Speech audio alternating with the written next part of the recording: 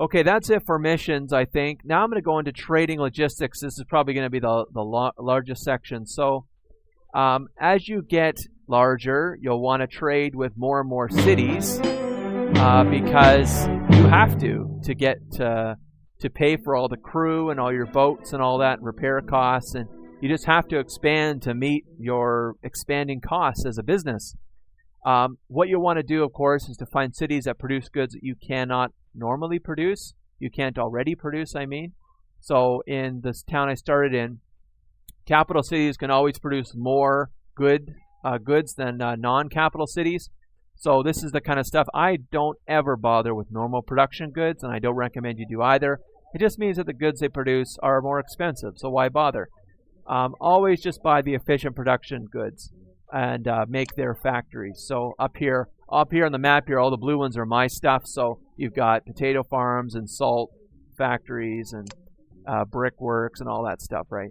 So this is what I could start out with, making dyes and potatoes and all that. And the cities beside me make the complementary goods that I can't make. So fish, for example, grain and rum and all these other ones this city makes. So I purchased permissions to build here when I had enough rep, which is just in the city hall there, and did the same thing here. So this was meat and wood, which I don't have normally, but now I do, and tobacco and cotton and all that. So out of these three, I believe I can make everything that I need for the game, which is fantastic. They're right beside each other. That's an advantage of being France. But you can do the same thing with England and Spain and the Dutch alliance. For logistics, and fleets. So as you get larger and larger, you need more and more boats. You capture boats easily by I don't think I ever bought one boat in this game, this playthrough. Easiest way to get boats is to take them from other people. Take them from pirates or take them from other nations. You can attack other nations. You'll take a reputation hit, but as long as you don't keep doing it, you won't get any angry giant war fleets coming after you. And you can monitor reputation by just clicking on a random city and seeing what they have. So I'm unpopular with the Dutch Alliance. Actually, that city. I'm neutral with Holland. There's England neutral, so that's okay. So that's fine. Neutral's fine. Once you start getting unpopular, then hostile, then or hated. Actually, it goes neutral, unpopular, hostile, hated, and then hostile. If it gets to hostile, then you'll have big fleets coming after you, and you don't want that because they will keep coming and they're just pointless. So you want to stay away from them if you get to that stage. And I have been hostile with the Dutch a few times in this, or the Holland, I mean. And that's okay. Just stay away from the cities, and you won't have giant fleets coming after you. And then eventually they cool off, which is fine. So at this point in the game, you want to have a warmonger, is what I call it. That's this fleet right here. You've got a fleet of galleons and battleships come only from British transport convoys. They have liners or battleships, they're called. I think they're 4 floors of guns on their decks. And or you can get them randomly from nation missions when you've got a high enough reputation. Once in a while, the French governor will say, "Hey, have a ship. You've done us a lot of good deeds." So you'll want to eventually have a warmonger. I've got both galleons and battleships in here. You'll want to have full cannons, obviously, and full crew. And you'll want to leave a couple. I don't recommend doing a fleet maximum size is 10 ships. I don't recommend doing a full 10 because when you do fleet battles, it's not a bad idea to take a few ships when you're done. And if you've got a full 10 fleet, you can't take any boats with you because you've got 10. Unless you want to take one of his and lose one of yours. So just do about 7. I found 7 takes out anybody. So do 7 or 8, and then you've got room for 2 to take after the battle's over. And of course, you want to make sure you've got full ammo, lots of ammo, grape shot, and all that stuff. You want to collect muskets as you go, and you want a good captain, obviously with 5 cannon. And navigation's okay too, but navigation, I believe, is only affecting this travel. It doesn't affect, you're not any faster in battles. You'll want the cannon for sure. You'll also want to have trading convoys. So I've got one somewhere. Let me just find him. I've got them named too, as you can see. Runners are people that just do quickie missions or squat in towns. Seller, I've got him sitting here in Veracruz because Veracruz needs grain, cloth, and rum, and those are fantastic, and a little bit of fish and meat. Those are fantastic goods to sell for profit. So every now and then I check this guy and sell a bunch of grain and a bunch of cloth to Veracruz. And I have him just sitting here. He's got a crappy Caravel. Oh, that was that a riddle I just got? Yeah, that was a riddle. So you get them randomly when you enter towns. So I just got this guy sitting here and a bunch of crappy ships that I picked up a long time ago. And I think they actually take a little bit of damage sitting in harbor, but oh well. So he just got a bunch of ships, and all I do every now and then is I send a runner to fill them up with cloth and beer and grain and a little bit of this stuff. And then also every now and then, Veracruz fills up with the luxury goods. I buy them, put them on this ship, and then the runner comes and picks those up. The runner comes here, drops off the goods the town needs, and picks up the luxury goods, brings it back to my capital. That's perfect. So that's one thing I do. So that's what runners do. And that trading guy's sitting there. That's another runner, I think. I just didn't name him differently. Let me just find my trading ship. Oh, there he is. La Havra is my trading fleet. So I've got a full, oh no, not a full. I think it's because once in a while I get into fleet battles, so then I take a couple ships. So I've got galleons here. La Havra is actually the name of a board game, which I like.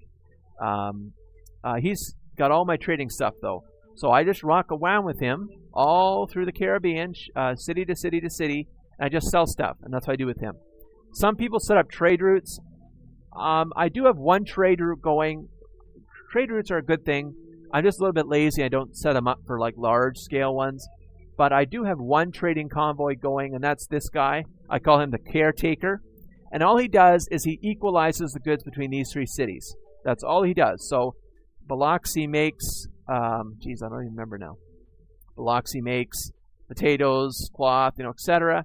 So the excess of that production is transported here, and the fish from New Orleans is transported all around, and the meat and the wood from this city is transported all around. He is the equalizer. So he essentially makes these three cities have no problems with goods. Although they probably do right now because I've been neglecting them. But that's his purpose, is to equalize everything. And of course, when you put goods in your warehouse, then your warehouse has the prices set to sell. The warehouse does the selling for you. If you have a trade route, you can also have the trade route sell to the city. But if you've got a warehouse in them, then why bother? Just have the boat take stuff out of the warehouse that's of excess, put stuff into the warehouse that's of need, and the warehouse will sell what's of need to the city. And there's your money. There's your easy money. I also have big hulk fleets, and those are for transporting tons of goods. So this one, I call him Big Hoss. There's Big Hoss, full galleons. He transports all kinds of excess goods from here. So a couple hundred fish, couple hundred grain, lots of wood. He moves all that stuff and brings it to the Midlands. And I'm going to talk about that next. I guess I'll talk about that now. I'll get into that now. So eventually, you'll get, those are really annoying little things that come up. Eventually, you'll get your own city. So there'll be a mission from a nation, and they'll say, hey, we want you to found a new city. It can be random places. It can be here. I think there's one here that you can get. I think there's one in Cuba somewhere and other places as well. But I got this one randomly. I don't know how many you get every gameplay. It may only be one in gameplay, but I don't know for sure. So here's Midlands. I'll show you Midlands. Midlands begins with a market, a dock, and this giant mansion. There's no warehouse. The mansion serves as your warehouse with unlimited storage capacity. You also get an inn, and the inn doesn't give you missions. It just has a captain in it once in a while, and you can gamble in it as well. It starts out with no population, and it's all you to fill it up with population. You can repair here for free, which is fantastic. So I've got tons of boats sitting here. I win a mission, or I win a battle. I take some ships. My other ships are beaten up a little bit. I sail them here. I exchange the ships to new ones. The other ones get repaired. So this becomes a ship graveyard in a sense, but they're not dead ships. They're being used all the time. They just get interchanged. And eventually you'd get rid of all your barks. Eventually you'd get rid of all your caravels and trade. An early boat I had were trade flutes. Those are very good ships. They can carry a lot. And eventually you'll get rid of all your carracks, which are these ones, which are pretty good ships, but eventually they get replaced by galleons. And then it'll take a long time, but eventually you could replace all your galleons with liners, but that'll take a long time because the supply of those are a lot smaller. There's a few pirates that have them, a few like named pirates, and then the British have them, and you can get them randomly from nation missions. But the supply of those are very low. So anyways, your own city will come with a certain production. I believe it's fairly random. And you'll get lucky sometimes, and other times you'll get a really crappy production goods. But these ones are okay. Tobacco is a good one. Fish is a great one. I think the entire Caribbean for most of the game has a giant lack of fish. Fish is probably the most important good in the game, I would say, in terms of how much the world needs it, how much the new world needs it. Rum is a good one too, and cloth's a good one as well. So what does this city really need? This city really needs an input of wood and a little bit of hemp and dyes for making cloth. Otherwise, it's pretty self-sufficient, and you need to import all the other foods like grain and fish and potatoes. That's why I put a storage thing here in Tortuga, because Tortuga makes wood and grain and sugar for the rum, and that's good. All of the other ones I get from the main city, my France city. So what I've done with this is I've built its necessities. So I've got a cup of cloth. I've got more booze recently, but I normally only had one. A couple. What are these? Yeah, I'll talk about that one in a second. There's a couple cotton, and there's a one brickwork sitting here for making some bricks, because the population. I'm out of potatoes, as you can see. The population consumes, and it's a bit of a economic. This is an impossible situation. The workers get paid a little bit of money, but at the end of the day, they're paying insane prices for their goods. But they don't care about that. But it's extremely profitable. The city makes tons of gold from nowhere. But anyways, it's just a game, right? So I have to bring in all the stuff that this city can't produce on its own. And then I've got my little mansion here that sells it at certain prices. There's my prices here if you're interested about how I make profit on this stuff. You can pause the video there and check those out. But what I've really done with this is I've really exploited the unlimited storage. And what I've done is I've cranked up cotton production. As you can see, I've got 4,000 production of cotton. Whoops. Hold on. I've got 4,000 production of cotton, and I've got 3,000 tobacco sitting in here. So why the hell would I do that? Well, there's one mission I didn't talk about, and that's the mission you randomly get in inns in cities, not your own, but other cities. Oh, there's a map fragment. Where they want as many goods as you can give them for a set price. I'm trying to find one for you, but I may not be able to find one. And they're all the goods. So there'll be a person that says, hey, can you get grain here? I'll pay you 96 a barrel. I'll take as many as you can give me until a certain, there was a runner mission there, until a certain date, and then I'm leaving, and then I'll pay you whatever you've given me. Here we go. Here's one. So can you get iron here? I'll pay you 360 a barrel. I'll take as much as you can give me.